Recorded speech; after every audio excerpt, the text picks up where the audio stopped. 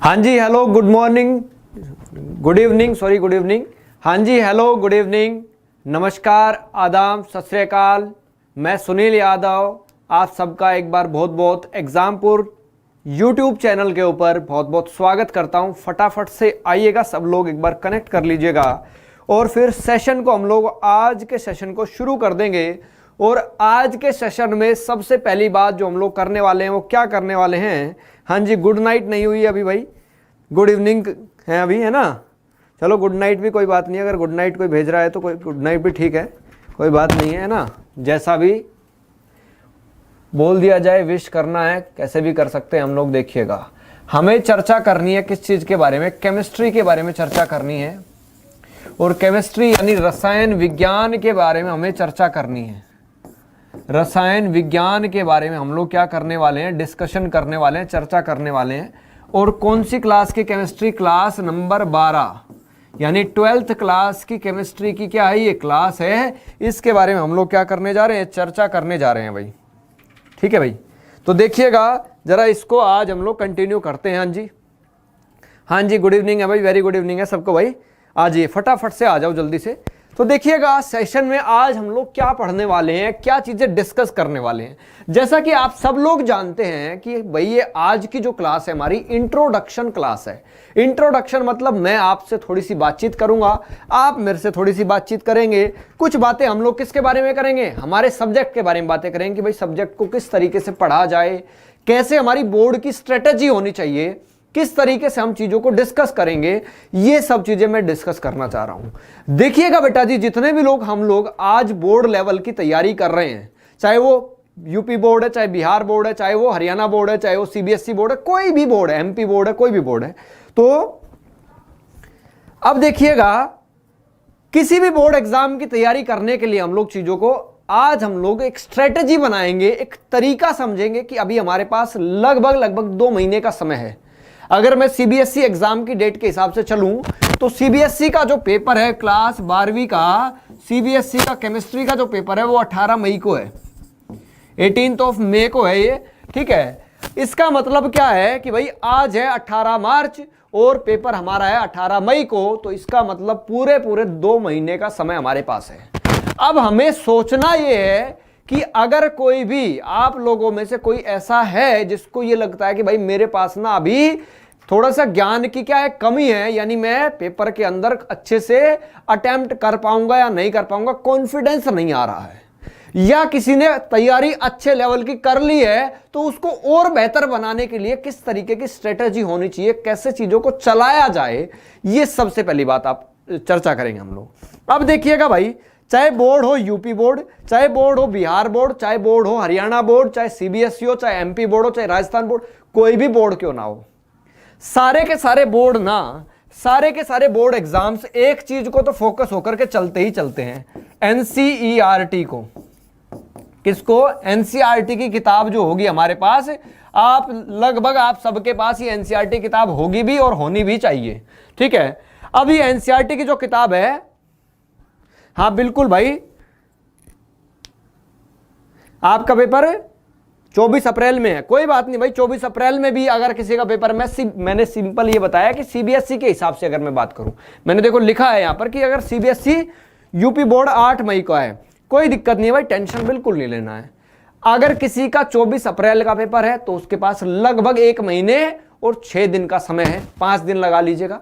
ठीक है, और अगर हम लोग मई की बात करते हैं तो अगर 18 मई को है तो पूरा 2 महीने का समय है, 8 मई को है तो 1 महीना 20 दिन का, यानी लगभग 50 दिन का समय हमारे पास है। उसके अंदर हमें समझना यह कि स्ट्रेटेजी कैसे होनी चाहिए, किस तरीके की स्ट्रेटेजी होनी चाहिए, ये चीजें आज की क्लास में मैं आपसे चर्चा करने वाला हूं।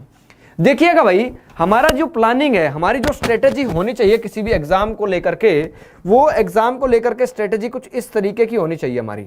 ठीक है, कैसी स्ट्रेटेजी होनी चाहिए? सबसे पहले हमें क्या करना है, फोकस करना है एनसीईआरटी के ऊपर, एनसीईआरटी के ऊपर। मैं आपको सबसे पहले एक छोटी छोटी बातें बताऊंगा, कुछ वो बातें आप नोट डाउन कर लेंगे कि, और वो बातें आपको ना बहुत ज्यादा हेल्प करने वाली है आपकी बोर्ड एग्जाम्स के अंदर। ध्यान से समझना इस चीज को भाई, एनसीईआरटी को फॉलो करना है। सबसे पहली बुक, सबसे पहली किताब, अगर कोई भी आप किताब फॉलो कर रहे हैं, ठीक है, तो वो आपको क्या करना है, एनसीईआरटी की किताब के ऊपर चिपक जाना है बिल्कुल एक तरीके से। जितने भी बोर्ड हो, चाहे यूपी बोर्ड हो, बिहार बोर्ड हो, एमपी बोर्ड हो, हरियाणा बोर्ड हो, सीबीएसई बोर्ड, कोई भी बोर्ड हो, उसमें से उस बोर्ड एग्जाम के अंदर लगभग 80 से लेकर के 85% पेपर जो होता है ना, 80 to 85% पेपर कहां से आता है? एनसीईआरटी से आता है बेटा जी। कहां से आता है? एनसीईआरटी से आता है मेरे दोस्तों, ठीक है। एनसीईआरटी से अगर पेपर आता है सर 12th केमिस्ट्री से, बीएससी से मिलेगा, बिल्कुल मिलेगा भाई, बिल्कुल मिलेगा। अगर आपके 11th 12th के कॉन्सेप्ट्स कमजोर हैं या वीक हैं तो आप बीएससी लेवल की केमिस्ट्री को कैसे समझेंगे, जरा ये तो बताओ। तो सबसे जो बेसिक केमिस्ट्री हो तो 11वीं 12वीं में पढ़ाई जाती है, तो 11वीं 12वीं की केमिस्ट्री तो हमारी मजबूत होनी ही चाहिए, क्योंकि कॉन्सेप्ट वही चलता है। कार्बन अगर 4 बॉन्ड बनाता है तो ऐसा नहीं है बीएससी करने पर 5 बनाने लगेगा और एमएससी करने पर 6 बनाने लगेगा, तो 4 ही बॉन्ड बनाएगा। यानी बेसिक जो कॉन्सेप्ट है, पीरियोडिक टेबल में लेफ्ट से राइट जाने पर साइज अगर घटता है तो घटता ही है, वो बीएससी में भी घटेगा और एमएससी में जाकर के भी घटेगा वो, ठीक है। अगर इलेक्ट्रोनेगेटिविटी ऊपर से नीचे जाने पर घट जाती है या लेफ्ट से राइट जाने पर बढ़ जाती है तो वो वैसा ही होगा, वो रूल, वो ट्रेंड वही उसी तरीके से फॉलो करेगा वो, ठीक है भाई। इंडक्टिव इफेक्ट इलेक्ट्रोनेगेटिविटी के डिफरेंस की वजह से लगता है तो वो लगेगा ही। यानी कि कहने का मेरा मतलब ये है कि भाई पेपर 4 मई का है, कोई दिक्कत नहीं है, जिसका जब भी ये पेपर है तो आप उस तरीके से उस सबको हेल्प मिलेगी, सबको हेल्प मिलेगी। सबका साथ सबका विकास सुना है ना आपने, मोदी जी कहते रहते हैं कि सबका साथ सबका विकास, मतलब ये मतलब सोचना कि मैं मोदी जी की मतलब उस तरीके से मोदी जी ने मेरे को कह रखा है ऐसा कहने के लिए, लेकिन मैं वैसे बता रहा हूं कि सब लोगों का पॉइंट, सब लोगों की बातों को ध्यान में रख करके इन चीजों को चलाया जाएगा, ठीक है। तो बिल्कुल टेंशन लेने की कोई आवश्यकता नहीं है किसी को भी, ठीक है। अब देखिएगा, सबसे पहली बात, एनसीईआरटी 80 से 85% पेपर कहां से आता है? एनसीईआरटी से आता है, पहली बात बता दी मैंने आपको। दूसरी बात अगर मैं करूं तो अगर किसी ने अभी तक नहीं पढ़ना शुरू किया, बिल्कुल नोट्स मिल जाएंगे, पीडीएफ मिल जाएगी आपको, ठीक है। अगर किसी ने अभी तक भी पढ़ाई शुरू नहीं करी या किसी कारणवश से तैयारी अच्छी नहीं हो पाई है, अब जो मैं बातें बता रहा हूं उन बातों को फॉलो करेंगे आप लोग, उन बातों को फॉलो करेंगे तो मेरी गारंटी है, अगर किसी ने अभी भी शुरुआत नहीं करी है ना तो 100 में से 70 नंबर लाने की अभी भी मेरी गारंटी रहेगी। 100 में से 70 नंबर आप अभी भी ला सकते हैं, 100% मेरी गारंटी, अगर आप जो मैं बातें बता रहा हूं उनको फॉलो करेंगे तो, ठीक है। सबसे पहली बात आपको क्या करनी है, आपके स्कूल में या आपके जहां पर भी आप पढ़ते हैं वहां पर मान लो आपको केमिस्ट्री पढ़ाई तो गई होगी, ऐसा तो हो नहीं सकता कि केमिस्ट्री पढ़ाई ना गई हो, ठीक है। उसके बावजूद भी अगर किसी को केमिस्ट्री समझ में नहीं आती तो आप लोगों के लिए प्लेटफॉर्म हम लोग तैयार कर रहे हैं, आप लोगों के लिए प्लेटफॉर्म लेकर के आए हैं कि आप लोग आसानी से घर बैठ करके चीजों को समझ सकें। दूसरी बात कि सबसे पहली चीज एनसीईआरटी पर फोकस करना है, एनसीईआरटी पर फोकस करना है। एनसीईआरटी के अंदर एग्जाम्पल्स दिए हुए होते हैं। एग्जाम्पल्स कैसे होते हैं बेटा जी? वो सोल्ड एग्जाम्पल होते हैं, यानी उनका आंसर भी वहीं पर लिखा होता है। हमारी गलती का होती है, पीडीएफ मिलेगा भाई, इस वीडियो के लिंक के अंदर मिल जाएगा, इस वीडियो के डिस्क्रिप्शन बॉक्स में अभी नहीं मिलेगा पीडीएफ, क्लास खत्म होने के बाद मिला करता है पीडीएफ। आज तो इंट्रोडक्शन क्लास है तो क्या इसका पीडीएफ लोगे क्या? ठीक है भाई, इसका पीडीएफ थोड़ी ना लोगे। चैप्टर अभी शुरू करेंगे, आज चैप्टर शुरू करेंगे, अगर समय बचता है तो पहले हम स्ट्रेटेजी तो डिस्कस कर ले भाई, फिर चैप्टर तो तभी शुरू करेंगे। आपको ये ना पता हो चीजें कैसे चलानी है, किस तरीके से पढ़ना है, क्या स्ट्रेटेजी होनी चाहिए आने वाले 1 डेढ़ 2 महीने की, तो फायदा क्या होगा इस चीज का? मैं आकर के यहाँ एक टॉपिक लिख करके पढ़ाना शुरू कर दूं, बेनिफिट क्या है उस बात का? जब तक ये ना पता हो कैसे कैसे स्टेप फॉलो करके चीजों को समझना है हमें, ठीक है। तो देखिएगा, ठीक है, अब देखिएगा, इस चीजों को समझिए भाई ध्यान से। होता क्या है, एनसीईआरटी के अंदर दिए जाते हैं एग्जाम्पल्स जो कि सोल्ड एग्जाम्पल होते हैं। हम लोग सोच लेते हैं कि भाई ये तो एग्जाम्पल है और सोल्ड दे रखे हैं, सॉल्यूशन दे रखा है, तो इनको क्या पढ़ना है। लेकिन ना, अगर आप पिछले 10 सालों के बोर्ड के पेपर उठा करके देखेंगे, जिस भी बोर्ड को आप देना चाह रहे हैं, जिस बोर्ड में आप पेपर देने जा रहे हैं, चाहे वो यूपी, बिहार, हरियाणा, कोई भी बोर्ड है, उस बोर्ड के पिछले 10 सालों के पेपर उठा करके देखेंगे ना, आपको इन एग्जाम्पल्स के अंदर बहुत सारे क्वेश्चन दिखेंगे। वहां पर एग्जाम्पल के क्वेश्चन दिखेंगे, जो एग्जाम्पल जैसा किताब में छपा हुआ है वैसा का वैसा ही पेपर में आया है, ये मेरी गारंटी, आप चेक कर लेना एनसीईआरटी के अंदर जाकर के। दूसरी बात, एनसीईआरटी के अंदर कुछ इन टेक्स्ट क्वेश्चंस होते हैं, इन टेक्स्ट क्वेश्चंस होते हैं। वो इन टेक्स्ट क्वेश्चन का मतलब होता है ये अनसोल्व्ड क्वेश्चन होते हैं, जैसे एग्जाम्पल जो होते हैं वो सोल्ड तरीके से दिए हुए होते हैं, ये अनसोल्ड क्वेश्चंस होते हैं। इनको भी हमें बहुत अच्छे से फोकस करना है, इनको भी क्या करना है, बहुत अच्छे से फोकस पे रखना है, क्योंकि ये बेहद इंपॉर्टेंट क्वेश्चंस होते हैं, डायरेक्ट पेपर में आ जाते हैं। ठीक है, उसके बाद देखिएगा, उसके बाद एक्सरसाइज तो होती ही है भाई, एक्सरसाइज तो है ही है। ठीक है, एक्सरसाइज तो है ही है, उसको भी हमें लगाना है। ठीक है भाई, पीडीएफ आपको बाद में मिलेगा, पीडीएफ के लिए इतना परेशान मत हो, पीडीएफ आपको मिल जाएगा जब पीडीएफ मिलेगा तो।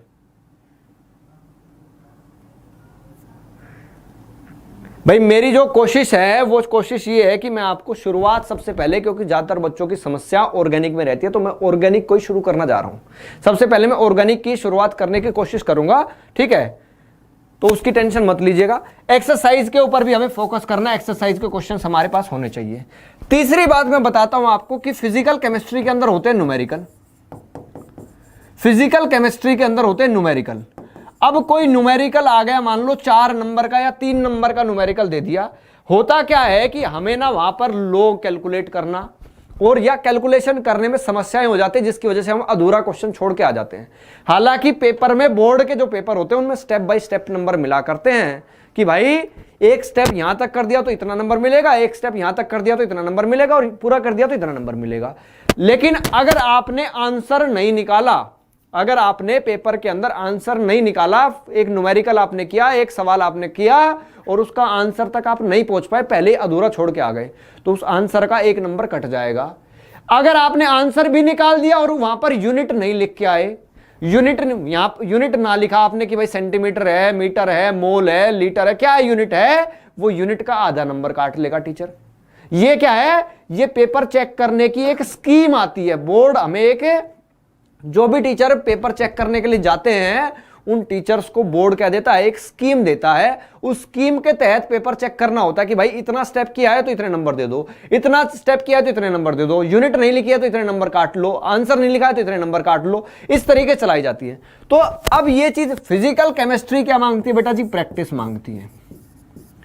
प्रैक्टिस मतलब, प्रैक्टिस का मतलब पेन एंड कॉपी, प्रैक्टिस का मतलब है पेन और कॉपी, कि भाई भर डालो, जितनी कॉपियां है ना, जितनी भी खाली कॉपियां रखी हैं बोर्ड तक भर दो, उनको लिख लिख करके भर दो। मैं कहता हूं कि गारंटी देता हूं, आप पेपर में जाकर के जब बैठेंगे ना, अगर आपने 10 कॉपियां भर रखी हैं, 10 कॉपियां आप भर के गए हैं, तो पेपर में जाकर के बैठने के बाद आपसे ज्यादा कॉन्फिडेंस वाला बंदा पूरी क्लास में नहीं मिलेगा, आपसे ज्यादा कॉन्फिडेंस वाला बंदा पूरी क्लास में नहीं मिलेगा। ये मेरा पर्सनल एक्सपीरियंस है, ये मैंने अपने बोर्ड लेवल, बोर्ड के एग्जाम्स जब दिए थे आज से 10 साल पहले, तो जब उस समय मैंने ये चीज एक्सपीरियंस की थी, मैंने ये चीज देखी थी कि जो चीज आप अपने हाथ से एक बार लिख लेते हो ना कॉपी पर, एक बार आपने प्रैक्टिस करते समय आपने कॉपी पर लिख लिया, कॉपी पेन चला लिया, वो चीज आप कभी जीवन में नहीं भूलते, नहीं भूलते।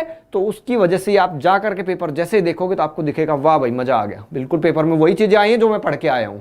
वो इसीलिए ही लगता है कि जो चीज मैं पढ़ के आया था वो आई है पेपर में, क्योंकि हम तैयारी करके जाते हैं तो हमने सारी चीजें ही पढ़ रखी होती हैं, इसलिए हमें लगता है कि जो चीज मैं पढ़ के गया था वही आई है। हालांकि आता वो पूरे सिलेबस में से ही है, लेकिन जो लोग तैयारी नहीं करके जाते या जो लोग तैयारी कम करके जाते हैं उनको लगता है पेपर पता नहीं कहां से आ गया, क्योंकि प्रैक्टिस तो करके नहीं गए थे, हाथ वहां पे चलेगा नहीं जाकर के। और मान लीजिएगा अगर आपको सिंपल 4 गुना 2 भी करना है ना, 4 गुना 2 जो कि 8 हो जाता है, कई बारी प्रैक्टिस ना होने की वजह से उसको भी न्यूमेरिकल में गलत लिख देते हैं हम लोग तो, क्योंकि एक तो पेपर का प्रेशर, पेपर का प्रेशर सबसे बड़ा प्रेशर, साथ ही साथ बोर्ड के पेपर। अरे भाई बोर्ड के पेपर बाहर से एक्सटर्नल भी आ रहा है, क्या हो रहा है, बाहर से एक्सटर्नल भी आ रहा है, या फ्लाइंग आ जाएगी, पकड़ लेंगे, कोई चीटिंग कर ली तो ये हो जाएगा, वो एक प्रेशर सबसे बड़ा। उस प्रेशर के दौरान क्या होता है कि भाई हम लोग ना 4 गुना 2 को भी हम लोग 6 लिख देते हैं, 10 लिख देते हैं, ऐसे कुछ भी लिख देते हैं, गलत लिख देते हैं, वहां पर इतना ज्यादा प्रेशर हो जाता है।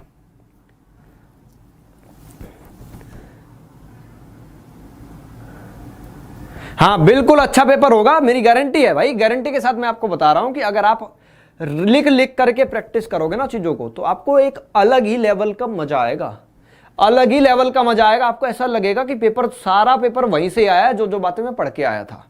उसके बाद बता देता हूं मैं आपको, उसके बाद हमारे साथ समस्या क्या रहती है, समस्या क्या रहती है, ये तो मैंने ऑर्गेनिक की, सॉरी फिजिकल की बात बताई।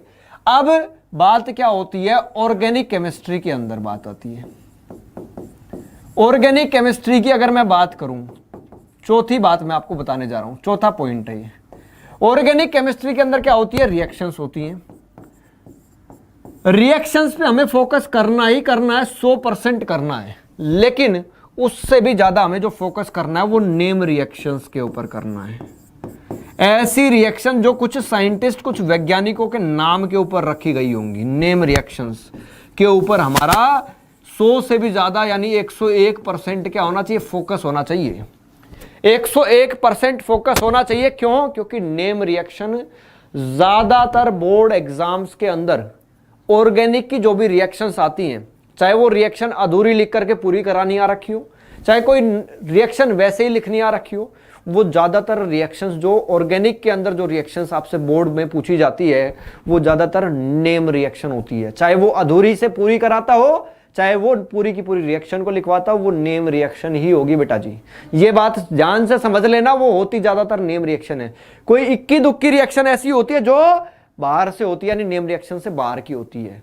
नेम रिएक्शन तो मैं कहता हूं, और नेम रिएक्शन ज्यादा नहीं है, ज्यादा नेम रिएक्शन नहीं है, ज्यादा से ज्यादा नेम रिएक्शन 35 नेम रिएक्शन है। 30 से 35 नेम रिएक्शन होती हैं पूरी ऑर्गेनिक केमिस्ट्री के अंदर। ज्यादा बता दिया ये भी मैंने, 30 से 35 भी, तो 30 के दायरे में आपका काम चल जाएगा। 30 रिएक्शन आपने याद कर ली ना, तो 17 से 18 यानी लगभग 25 नंबर के आसपास कुछ आती है।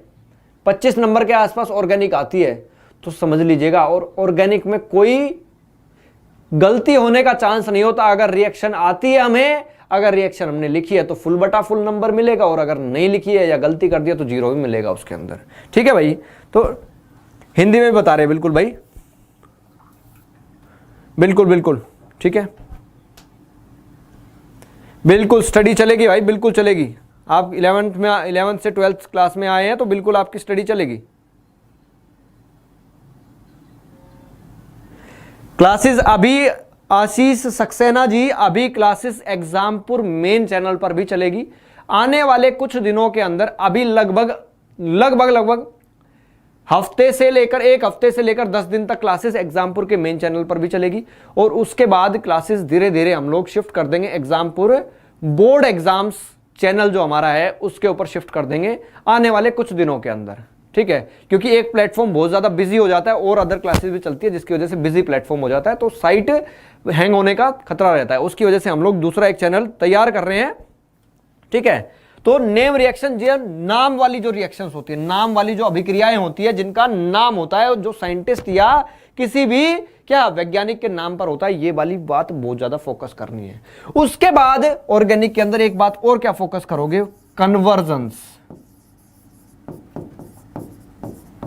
कन्वर्जन का मतलब क्या होता है, आपको कह देगा कि कोई ये चीज दी है मैंने, कह देगा बेंजीन को ना आप बेंजल्डिहाइड बना दो, बेंजीन को आप बेंजल्डिहाइड बना दो, बताओ कैसे बनाओगे, रिएक्शन लिख दो, ये कन्वर्जन हो जाएगा। और कन्वर्जन क्या होता है, 3-3 नंबर के कन्वर्जन आते हैं, और कन्वर्जन में भी मैं आपको गारंटी दे रहा हूं, अगर कन्वर्जन 5 कन्वर्जन पूछे है ना, तो उसमें से 3 या 4 कन्वर्जन तो नेम रिएक्शन के ही होंगे, 3 या 4 कन्वर्जन तो उसमें से भी नेम रिएक्शन के ही मिलेंगे।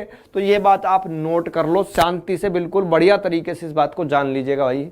तो इसका मतलब नेम रिएक्शन क्या हो गई, ऑर्गेनिक केमिस्ट्री पढ़नी है तो नेम रिएक्शन तो जान हो गई, क्या हो गई, जान हो गई ना, नेम रिएक्शन तो बिल्कुल जान हो गई। नेम रिएक्शन के बगैर तो कहानी चल ही नहीं सकती है, यानी नेम रिएक्शन तो हमारी फेवरेट बन जानी चाहिए।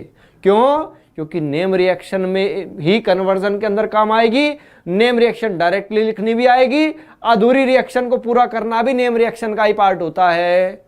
एक आध रिएक्शन इधर उधर की हो सकती है, बाहर की जो नेम रिएक्शन नहीं होंगी, बाकी ज्यादातर रिएक्शन से नेम रिएक्शन से पूछी जाती है।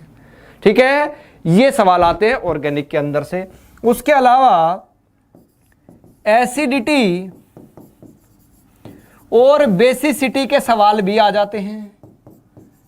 एसिडिटी बेसिसिटी के ऑर्डर निकालने वाले, उनके कर्म निकालने वाले, अम्लीयता और क्षारीयता यानी बेसिसिटी के क्या है, सवाल इस तरीके से एसिडिटी और बेसिसिटी के भी क्या हो जाते हैं, सवाल पूछ लिए जाते हैं, जिनमें आपसे पूछ लिया जाएगा कि इनको इंक्रीजिंग ऑर्डर यानी बढ़ते हुए क्रम में लगा दो एसिडिटी के, या इनको डिक्रीजिंग घटते हुए क्रम में लगा दो, या पूछ लिया जाएगा सबसे ज्यादा एसिडिक कौन है उसको ऐसे ऐसे लगाओ। इस तरीके के क्वेश्चन भी पूछ लिए जाते हैं।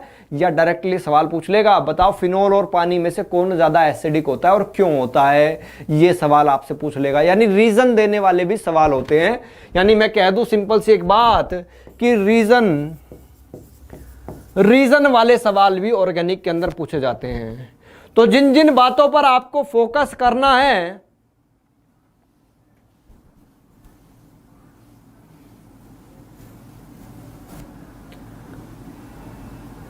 बिल्कुल कर सकते हैं भाई। आपका अगर बेसिक क्लियर नहीं है तो हम लोग बिल्कुल बेसिक से ही चीजों को चलाने वाले हैं, बिल्कुल बेसिक से। और जो अभी के फिलहाल के लिए जो फोकस रहेगा हमारा एनसीईआरटी पर रहेगा।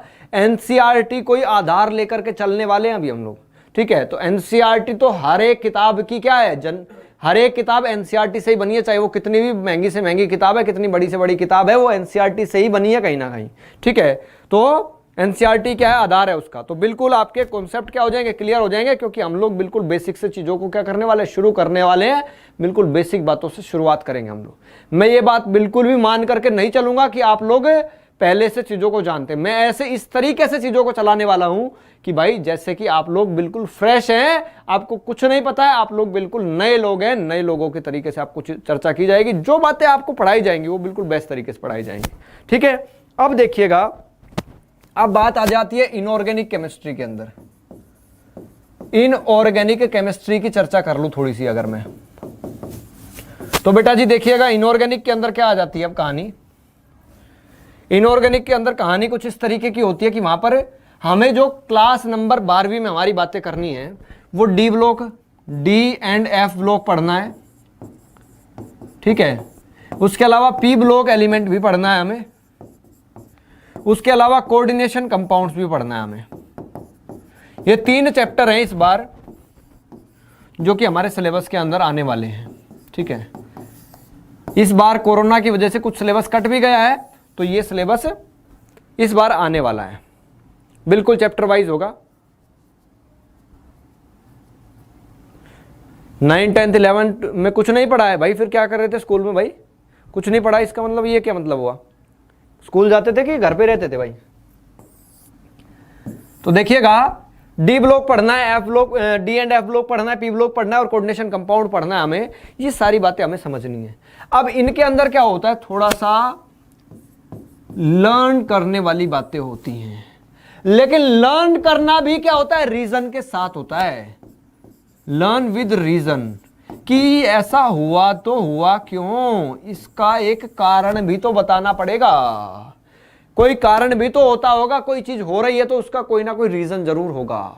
उस रीजन के साथ पढ़ो, रीजन के साथ पढ़ोगे चीजों को तो कॉन्सेप्ट आपका बिल्कुल क्रिस्टल क्लियर हो जाएगा। आप जब आपको ये समझ लेना, अगर आपको कोई चीज समझ में आ रही है ना, तो इसका मतलब आपको ऐसा महसूस होगा, अगर आप ये मान रहे हैं कि भाई हाँ मेरे को ये चीज़ समझ आ रही है, आपके सामने ना एक फोटो सी बन जाएगी उस चीज़ की, चाहे वो चीज़ आपने देखी भी ना हो कभी, लेकिन आपको ना इमेजिनेशन, आप इमेजिन कर पाएंगे, आप सोच पाएंगे कि वो चीज़ कैसी होगी।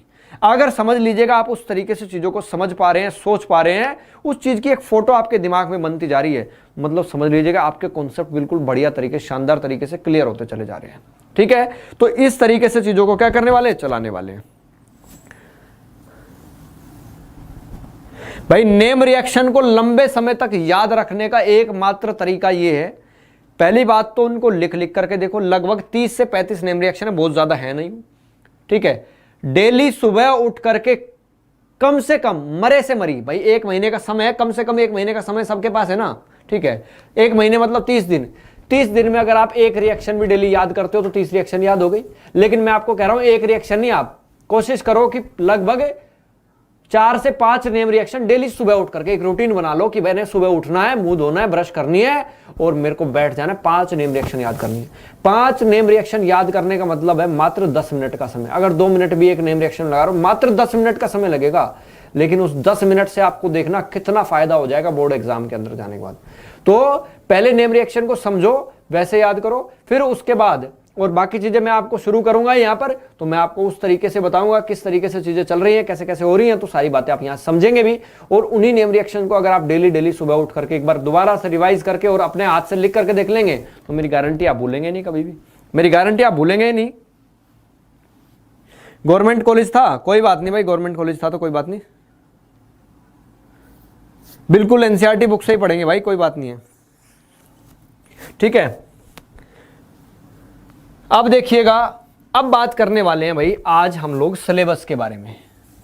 जो हमारा केमिस्ट्री है क्लास 12th का, उसका सिलेबस कितना है या सिलेबस क्या क्या चर्चा हम लोग करने वाले हैं, ठीक है। सिलेबस के अंदर सबसे पहले आ जाता है फिजिकल केमिस्ट्री, और फिजिकल केमिस्ट्री के कुछ टॉपिक्स होते हैं जो कि मैं आपको आपके सामने लिख देता हूं। एक होता है सॉलिड स्टेट, जिसको ठोस अवस्था कहते हैं हम लोग, ठीक है, उसको हम चर्चा करेंगे। एक होता है सॉल्यूशन नाम का चैप्टर, ठीक है, सॉल्यूशन यानी विलय नाम का चैप्टर होता है, ठीक है। बिल्कुल सीबीएसई वालों के लिए भाई, बिल्कुल सीबीएसई वालों के लिए, सबके लिए है, CBSE, Haryana board, Rajasthan board, UP board, Bihar board, सब बोर्ड्स के लिए, टेंशन मत लो बिल्कुल भी। उसके बाद आ जाता है इलेक्ट्रोकेमिस्ट्री नाम का। इलेक्ट्रोकेमिस्ट्री मतलब विद्युत रसायन के बारे में हम लोग क्या करने वाले, चर्चा करने वाले हैं। ये वाला चैप्टर हम लोग डिस्कस करेंगे, बहुत ज़्यादा इंपॉर्टेंट बातें हैं यहाँ पर, सेल वगैरह की बातें होती हैं। उसके बाद आ जाती है क्या, केमिकल काइनेटिक्स के बारे में। केमिकल काइनेटिक्स मतलब यहाँ पर किसी भी रासायनिक अभिक्रिया की, यानी किसी भी केमिकल रिएक्शन की रफ्तार, किसी केमिकल रिएक्शन की स्पीड, गति के बारे में यहाँ पर चर्चा करेंगे हम लोग इसके अंदर।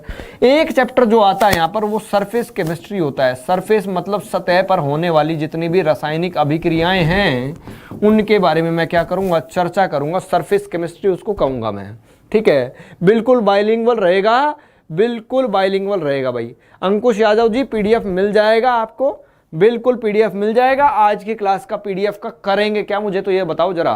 अभी तो मैं सिर्फ आपको इंट्रोडक्शन बता रहा हूं, इतना पीडीएफ के लिए उतावले क्यों हो रहे हो भाई? पीडीएफ मिल जाएगा, टेंशन क्यों लेते हो भाई? पीडीएफ के लिए टेंशन लेना छोड़ दो और कॉपी पेन लेकर के बैठो, ठीक है। पीडीएफ आपको 100 नहीं 110% मिलेगा, लेकिन मैं फिर से वही कह रहा हूं कि भाई पीडीएफ से पढ़ने वालों का ना कभी चीजें बहुत बढ़िया, जिस लेवल की हम चीजें सोचते हैं वो चीजें नहीं होती हैं, ठीक है। मैं बार बार वही चीज बोल रहा हूं, क्या हो रहा है, बार बार वही चीज बोल रहा हूं कि प्रैक्टिस प्रैक्टिस और प्रैक्टिस। कॉपी पेन लेकर के जब तक नहीं बैठोगे, अगर क्लास को ऐसे वीडियो के तरीके से, जैसे मूवी देख करके आ जाते, जैसे फिल्म देखने जाते, देख करके आ जाते, मजा आ गया भाई, बस ऐसे देख करके चले गए तो कोई फायदा नहीं है। आज से ही बंद कर दो, चाहे बेशक से देखना उसको। अगर वास्तव में उस क्लास से कुछ मजा लेना चाहते हो, कुछ समझना चाहते हो, कुछ बेनिफिट उठाना चाहते हो, तो कॉपी और पेन तो 110% अपने हाथ के पास रखना जरूरी है आपको।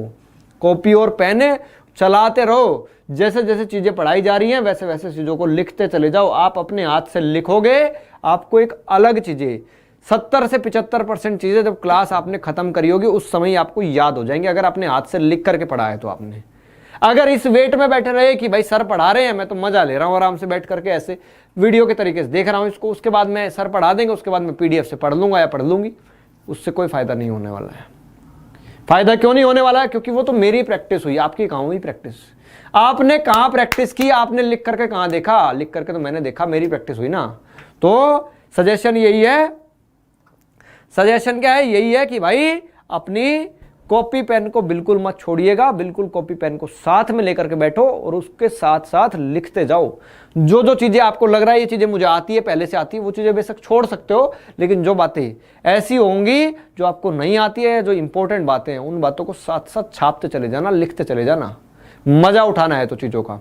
आप चाहते हो वास्तव में कि भाई ये चीजें बढ़िया तरीके से क्या हो जाए, कि मुझे बढ़िया स्कोर करना है, बढ़िया नंबर लेकर के आने हैं, बढ़िया कॉन्सेप्ट डेवलप करने हैं, तो ठीक है। और अगर नहीं करना है तो फिर अलग बात हो गई वो एक तो, ठीक है। उसके बाद आते हैं हम लोग ऑर्गेनिक केमिस्ट्री के अंदर। ऑर्गेनिक केमिस्ट्री के अंदर बात करते हैं हम लोग। ऑर्गेनिक केमिस्ट्री के अंदर मुझे पढ़ाना है आपको हेलो अल्केन नाम का चैप्टर। हेलो अल्केन और हेलो अरीन कहते हैं उसको हम लोग, ठीक है। उसके बाद अल्कोहल, फिनोल और ईथर पढ़ाना है। अल्कोहल, फिनोल एंड ईथर पढ़ाना है। ठीक है। उसके बाद अल्डिहाइड वाला चैप्टर पढ़ाएंगे हम लोग, aldehydes, ketones and carboxylic acid की चर्चा करेंगे,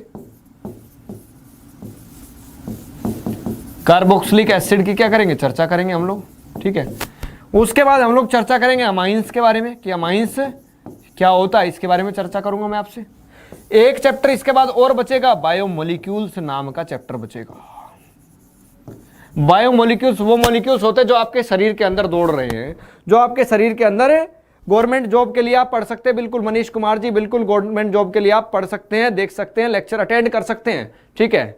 जिस भी गवर्नमेंट एग्जाम में केमिस्ट्री आती होगी एक अच्छे लेवल की, तो वो आप चीजें समझ सकते हैं, पढ़ सकते हैं। उसके अलावा हमारा नीट जेई का बैच भी चलता है, उसको भी आप अटेंड कर सकते हैं, उसमें थोड़ा सा और हाई लेवल की चीजें पढ़ाई जाएंगी, तो वहां पर भी आप अटेंड कर सकते हैं, ठीक है। तो देखिएगा ये सब बातें हमें करनी है। ये सब 5 चैप्टर ऑर्गेनिक के हो गए, 5 हो गए फिजिकल के और 3 हो गए इनऑर्गेनिक के, तो टोटल चैप्टर हो गए हमारे पास, टोटल हो गए 13 चैप्टर। अब दिन कितने हैं, अगर मैं सीबीएसई के हिसाब से मानूं तो सबसे पहले मैं ऑर्गेनिक शुरू करूंगा। जिसको भी जहां पर भी समस्या लगे, क्योंकि ऑर्गेनिक में ज्यादातर क्या होती है, समस्याएं होती है। बिल्कुल भाई, बिल्कुल आशीष सक्सेना जी, बिल्कुल थैंक यू बोलेंगे हम लोग, बिल्कुल थैंक यू बोलेंगे। तो जिसको भी जहां पर मैंने ज्यादातर जो देखा है बच्चों को, वो ऑर्गेनिक में ही बच्चों को ज्यादातर समस्या होती है। इसलिए मैंने यही डिसाइड किया है कि सबसे पहले हम लोग ऑर्गेनिक की शुरुआत करेंगे। और एक स्ट्रेटेजी, एक तरीका और भी बनाया मैंने, एक तरीका ये बनाया मैंने कि भाई हम लोग ना, मैं आपको क्या करने वाला हूं, ये जो पीडीएफ है ये तो आपको मिलेगी ही मिलेगी, इसके साथ ही साथ मैं पता क्या करने वाला हूं, एक बहुत शानदार चीज देने वाला हूं आपको। क्या, जैसे ही एक चैप्टर पूरा होगा, उस एक चैप्टर के ना मैंने कुछ टॉप 40 क्वेश्चंस बना रखे, टॉप 30 या टॉप 40 क्वेश्चंस मिल जाएंगे। उस चैप्टर के अंदर चुनिंदा 30 से 40 क्वेश्चन जो कि बहुत ही इंपॉर्टेंट होंगे और सबसे ज्यादा पेपर में आने लायक सवाल होंगे। वो सवालों का मैं एक गुत्थी आपको दे दूंगा, सवालों का एक पूरा का पूरा क्या दे दूंगा, एक पीडीएफ दे दूंगा। वो सवाल एक क्लास के अंदर मैं आपको सोल्व करा दूंगा। सवाल सोल्व कराने का मतलब ये नहीं है कि मैं एक एक बैठ करके आंसर लिखवाऊंगा आपको। जब मैं आपको पूरा टॉपिक पढ़ा दूंगा, पूरा चैप्टर पढ़ा दूंगा, उसके बाद आपको चीजें तो समझ आने लगेगी कि भाई ये आंसर कैसे होना चाहिए। तो हर एक क्वेश्चन का हिंट मैं आपको देता हुआ चलूंगा और वही पीडीएफ आपको प्रोवाइड कर दूंगा। अगर आपने वो 30 से 40 टॉप क्वेश्चन भी कर लिए ना, तो मैं कहता हूं 70 में से 60 नंबर कोई नहीं रोक पाएगा। 70 में से 60 नंबर कोई भी नहीं रोक पाएगा। वो कहते ना, कोई नहीं है दौड़ में क्यों पड़े हो चक्कर में, कोई नहीं है टक्कर में क्यों पड़े हो चक्कर में। तो वो वाली बात हो जाएगी कि अगर आपने वो टॉप क्वेश्चंस भी कर लिए ना, तो मैं कहता हूं मजा आ जाएगा। इसलिए सबसे पहले ऑर्गेनिक करा रहा हूं। ऑर्गेनिक में मजा आना चाहिए, बाकी चीजें तो बच्चा कर लेता है, ऑर्गेनिक में सबसे बड़ी समस्या रहती है उसको। इसलिए ऑर्गेनिक को शुरू करेंगे, ठीक है भाई। मेरा नाम है सुनील यादव, बिल्कुल ठीक है, सुनील यादव नाम है मेरा, ठीक है। अब देखिएगा आज की कहानी को अब थोड़ा सा अगर शुरू किया जाए, ठीक है। अब हम लोग शुरू करते हैं haloalkanes and haloarenes की बातें। थोड़ी सी चर्चा करूंगा बस मैं आज, थोड़ा सा डिस्कशन शुरू करूंगा, ज्यादा बातें नहीं करने वाले हैं। हेलो अल्केन्स बिल्कुल फ्री क्लास है भाई, बिल्कुल फ्री क्लास है, एकदम एक पैसा नहीं है इस क्लास का, बिल्कुल एकदम फ्री है क्लास है, ठीक है। बिल्कुल अटेंड करो, मजा उठाओ इस चीज का। अब देखिएगा हेलो अल्केन या हेलो अरीन की बात करते हैं हम लोग। सबसे पहले ये समझते हैं हेलो अल्केन का मतलब क्या होता है। जिन लोगों का बेस क्लियर नहीं है उन लोगों के लिए भी ये क्लास है, जिन लोगों को थोड़ा सा पढ़ा, जिन लोगों ने थोड़ा पढ़ रखा है उन लोगों के लिए भी क्या है, ये क्लास है। तो बिल्कुल शानदार तरीके से चीजों को समझते चले जाओ। अब देखिएगा हेलो अल्केन का मतलब क्या होता है। भाई आपने क्या लिया, CH3 CH2 CH2 CH3, ये कोई हाइड्रोकार्बन लिया। ये क्या है, हाइड्रोकार्बन, एक लंबी सी चेन दिख रही है हमें कार्बन की, ठीक है। इसमें मैं क्या कर दूं, इसमें मैं क्या कर दूं, हेलो का मतलब होता है हेलोजन। हेलो का मतलब क्या होता है, हेलोजन होता है। और हेलोजन कौन कौन से होते हैं, फ्लोरीन होता है, क्लोरीन होता है, ब्रोमीन होता है और आयोडीन होता है। ये हमारे पास क्या होते हैं, हेलोजन्स होते हैं बेटा जी। इन्हीं को हम लोग क्या कहते हैं, हेलोजन कहते हैं, ठीक है। हाँ जी, गुड नाइट है भाई, बिल्कुल। ऑफिशियल ऐप पर क्लास नहीं है, इसकी classes free of cost YouTube पर क्लासेस मिल रही हैं आपको, फ्री क्लासेस है, यूट्यूब के ऊपर मिलेंगी सारी क्लासेस आपको। फ्लोरीन, क्लोरीन, ब्रोमीन, आयोडीन, ये सारे क्या कहलाते हैं, हेलोजन कहलाते हैं। अब मैं क्या करूं, ठीक है, हाँ बिल्कुल भाई, सीबीएसई के लिए भी है। तो अब मैं क्या करता हूं, अगर इसमें क्या कर दूं, इसमें कोई एक एक्स, इन सबको मैं क्या कर देता हूं, एक्स से रिप्रेजेंट कर देता हूं, एक्स से दिखा देता हूं इनको। अगर मैं क्या कह दूं, एक्स कोई लगा दूं और एक हाइड्रोजन हटा दूं, मान लीजिए मैं इसको ऐसा बना देता हूं, CH3 CH2 CH2 और CH2, और यहां पर क्या लग जाए, एक एक्स लग जाए, यानी एक हेलोजन लग जाए। अब ये क्या था बेटा जी, ये क्या था, एक अल्केन था, या ये क्या था, एक अल्काइल ग्रुप था। क्या था, एक अल्काइल ग्रुप या अल्केन था। उस अल्काइल ग्रुप या अल्केन के अंदर हमने क्या कर दिया, एक हेलोजन को लगा दिया, इसीलिए हम इसको क्या कह देंगे, हेलो अल्केन बन जाएगा। ये हेलो अल्केन बन गया ये, यानी एक हाइड्रोकार्बन जो कि अल्केन था,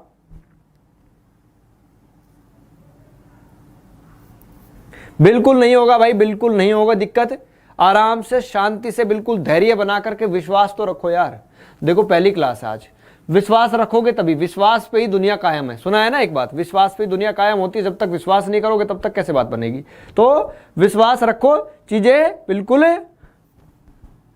आराम से बढ़िया तरीके से चीजें चलेंगी, बढ़िया शानदार, आपको मजा भी आएगा और चीजें आपको क्लियर भी होंगी। ठीक है, तो देखिएगा, अब समझिएगा, टॉपिक से भटकते नहीं है, बार बार इधर उधर की बातें नहीं करते, बिल्कुल टॉपिक पे बात करते हैं। देखिएगा, मैंने एक अल्काइल ग्रुप लिया, उसमें मैंने एक हेलोजन लगा दिया और एक हाइड्रोजन हटा दिया, उसकी जगह एक हेलोजन लगा दिया, तो बन क्या गया, हेलो अल्केन बन गया मेरा, हेलो अल्केन बन गया मेरा। अब देखिएगा, अगर मैं यहीं पर ये करता, अगर मैं एक बेंजीन रिंग ले लेता, बेंजीन की रिंग ले लेता मैं, ठीक है, बेंजीन रिंग लेता, इसमें भी क्या करता, एक हेलोजन लगाता और एक हाइड्रोजन को हटा करके उसकी जगह एक हेलोजन लगा लेता। ठीक है, अब देखिएगा क्या होगा, ये एक्स लग जाएगा। ये जो चीज बनी, इसी को ही तो मैं हेलो अरीन कहता हूं, इसी का ही तो नाम हेलो अरीन है।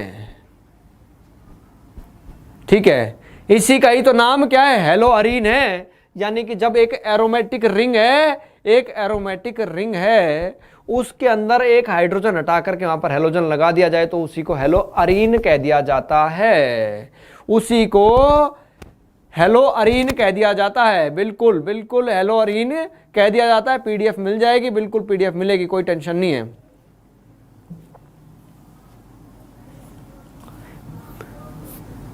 भाई हेलो अरीन का नाम तो हेलो अरीन ही होगा भाई, हिंदी में भी।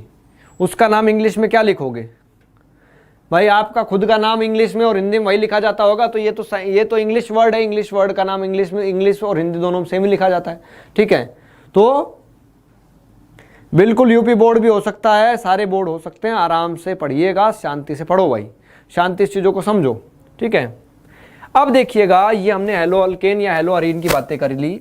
अब इनके क्लासिफिकेशन की बात करता हूं, या मैं कह सकता हूं टाइप कह सकता हूं, या हिंदी में इसको कह सकता हूं प्रकार कितने कितने होते हैं इसके, कितने प्रकार के हेलो अल्केन या हेलो अरीन होते हैं। ठीक है,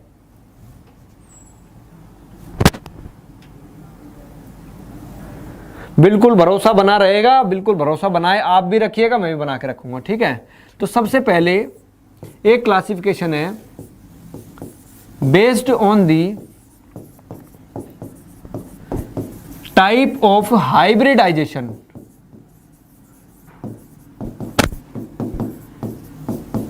ऑफ कार्बन एटम। जिस कार्बन एटम से, जिस कार्बन के परमाणु से हमारा जो हेलोजन है वो जुड़ा हुआ है, उसकी हाइब्रिडाइजेशन किस तरीके की है, उसके बिहाफ पर क्या है, उसके बिहाफ पर ही हम लोग पहला क्लासिफिकेशन या पहला प्रकार समझ रहे हैं। तो देखिएगा, पहला क्लासिफिकेशन क्या हो सकता है, CsP3X, CsP3X हो सकता है। ठीक है, यानी जिस कार्बन से हेलोजन जुड़ा होगा उस कार्बन की हाइब्रिडेशन क्या होगी। हाँ बिल्कुल, ये YouTube के ऊपर ही मिलेगी भाई, ये वीडियो आपको बिल्कुल YouTube के ऊपर ही मिलेगी। बिल्कुल कंप्लीट सिलेबस कराने की पूरी कोशिश करेंगे हम लोग। सबसे पहले ऑर्गेनिक पर फोकस रखेंगे, उसके बाद जो भी टाइम बचेगा जिस भी, उसमें हम बाकी टॉपिक्स को भी कवर करने की पूरी कोशिश करेंगे। ठीक है, तो देखिएगा CsP3 यानी जिस कार्बन से हेलोजन जुड़ा है उसकी हाइब्रिडेशन क्या है, sp3 होगी, ऐसा बता रहे हम लोग। तो देखिएगा CH3 CH2 और भाई X जुड़ गया। अब ये देखो sp क्या है, 3 हाइब्रिडाइज्ड कार्बन है। बिल्कुल आज ही क्लास शुरू हुई है भाई, आज ही पहली क्लास है। ये सी, इधर CH3 लगा दूं और फिर यहाँ पर हेलोजन जोड़ दूं तो ये भी sp3 हाइब्रिडाइज्ड, ये भी sp3 हाइब्रिडाइज्ड। अभी अगर इसको ऐसा बना देता CH3 और X लिख देता, अभी भी ये sp3 हाइब्रिडाइज्ड है।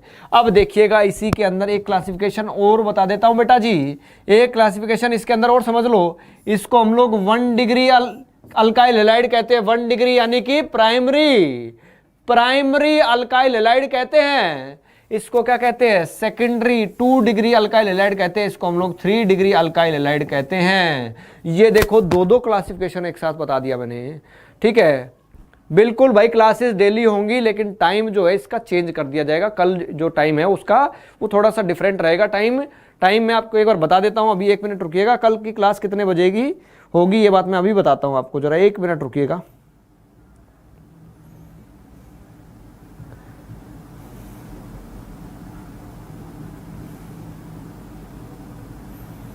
अभी देखिएगा आपकी जो कल की क्लास होगी वो कितने बजे होगी। कल आपकी क्लास होगी सुबह 10 बजे। कल से आपकी क्लास हो जाएगी सुबह 10 बजे। 11th क्लास की जो क्लास होगी वो होगी सुबह 8 बजे। और नीट और जेई के जो बच्चे हैं, जो लोग नीट जेई के लिए प्रिपरेशन कर रहे हैं, उनकी क्लासेस होगी कितने बजे? उनकी क्लासेस हो जाएंगी भाई 12 बजे, ठीक है। आपकी क्लास होगी 10 बजे से 11 बजे तक। नीट जेई वालों के लिए क्लास होगी 12 से 1 बजे तक। और जो 11वीं क्लास के बच्चे हैं उनकी क्लास होगी 8 से 9 बजे तक। इस तरीके से अभी हमने टाइम शेड्यूल इस तरीके से बनाया है। तो टाइम, उस टाइम के अकॉर्डिंग आप लोग क्या करेंगे सर? 7 बजे को 7 बजे नहीं होगी भाई। 7 बजे जो टाइम शेड्यूल है उसको थोड़ा सा चेंज किया गया। टाइम आपको जो अभी टाइम टेबल दिया गया है उसमें थोड़ा सा चेंज किया गया है।